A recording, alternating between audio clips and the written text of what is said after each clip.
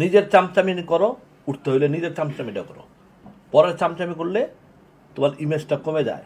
তখন মানুষ তোমাকে কী মনে করে জানো? সবাই হালা তো হিরো জাতি না, ও তো আরেকজনের চামচামি করে, ওর ছবি কী দেখ, এইটা মনে করে। রেসপেক্ট করা আমি খারাপ বলতেছি না, আমি কোনোদিন কার পা হাতে সালাম করিনি। একমাত্র সেজদা দেবো আল্লাহকে, রাব্বুল আলামিনকে, আর হাত পা ধরে সালাম করবো। ঈদের সময় আমরা করতাম আমাদের আম্মা এবং আব্বা, আর কারো সালাম করতাম না। আরফিন শুভ আমারই, আমি খুব আদর করি, ছোটো ভাই। ও আমার শুটিং শুটে একবার আসলো, ভালো ছেলে, এবং আমাকে বলছি বলবে আমার ওই ছবিটা দেখেন। ওর কথাই কিন্তু আমি বঙ্গবন্ধু ছবিটা দেখতে গেছি, বাইপিকটা দেখতে গেছিলাম, শুধু আরিফিন শুভর কথাই আমি গেছি। তা আমার এখানে একটু খারাপ লাগছে, এটা আমার ব্যক্তিগত মত, যে আরিফিন শুভ বাংলাদেশের ইন্ডিয়ার ভিতরে দুইটা দেশ মিলে তাকে সিলেক্ট করা হয়েছে ইন্টারন্যাশনাল হিরো হিসাবে, বাইপিকে, বঙ্গবন্ধুর বাইপিক। তার জায়গাটা অনেক উপরে, এটা আমার কাছে মনে হয়। ঠিক আছে, সেইখানে যে আমি জানি না যদি পা ধরে থাকে বা কারো শুনছে কিনা আমি জানি না, হ্যাঁ, তো এটা আমার কাছে ব্যক্তিগতভাবে আমার কাছে এটা ভালো লাগে না।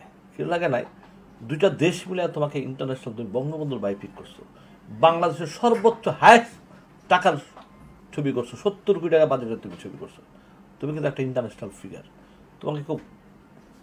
তোমাকে রেসপেক্ট করা আমি খারাপ বলতেছি না, কিন্তু আমার সারা জীবন আমি একটা জিনিস শিখছি, যে আমি আমার বাপ মা ছাড়া আমি কোনোদিন কার পা হাতে সালাম করিনি, আমার বাপ মা ছাড়া। এটা করা নিষেধ, এটা গুনাহ, এটা গুনাহ আমি মনে করি।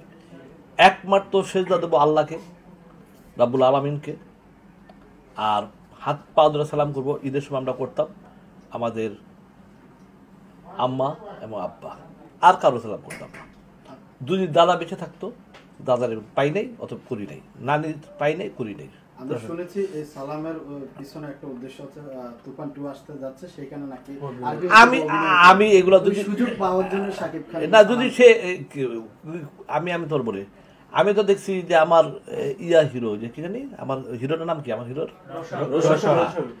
হ্যাঁ, ওর আমি দেখছি ছাগলের চাই বই আছে,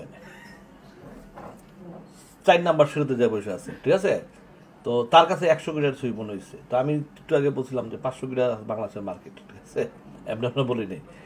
তো নিজের পার্সোনালিটি, নিজের ওয়েট প্রত্যেকটা মানুষ ধরে রাখা উচিত। আমি একটা কথা বলতে চাই আজকে, এই কথাটা যে অনেকে আমাকে বলছে, 2-4 জন বলছে, কে বলছে যে ইকবাল ভাই পরে নিয়ে কথা বলে দেখে ওর দর্শকটা ছবি দেখে না। আমি ওই ছাগলদের বলতে চাই, আরে ছাগল, ইকবাল আসলেই কাউন্টারটা দাঁড়ায়, ইকবাল আসলেই একটা ছবিটা হাইপে উঠে। ঠিক আছে, ইকবালের কথাই মানুষ হলে দর্শক ইকবালের ছবি দেখতে আসে। তোদের কথা, তোদের হিরোইজম, তোদের নায়িকিজম কোনোদিনই ছবি দেখতে যায় না। কারণ কি, ইকবালটা একটা গাইল দিলেও যায় তার এন্ট্রিরা, যে সারা কী ছবিটা বানাইছি তার একটা দেখে একটা গাইল দিই। ঠিক আছে, এলে ইকবাল ছবি। আর নাহলে আমাদের 2-4টা হিরো আছে, বিসমিল্লাহ বলার আগে আরেকজনের চামচামি করে, বিসমিল্লাহ বলার আগে আরেকজনের চামচামি করে, তাদের ছবি কিন্তু একদিনও চলে না। নাম বললাম না, ওরা ছোট ভাই, আমার খুব কাছের ছোট ভাই, নাম বললাম না। ঠিক আছে, অতএব চামচামি করে কোনোদিন কেউ বেশি দিন টিকতে পারে না, চামচামি করে কোনোদিন ছবি চলে না। বাঘের মতো, বাচ্চার মতো বাঁচো।